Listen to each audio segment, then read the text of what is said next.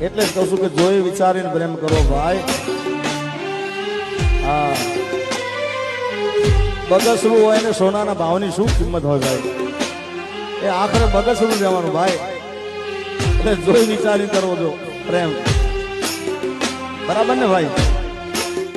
બાકી સોનાના ભાવની બગસરાની કિંમત ના હોય, પણ ખ્યાલ આવે કે આ તો સોનું હતું, ત્યારે સમય જતો રહ્યો.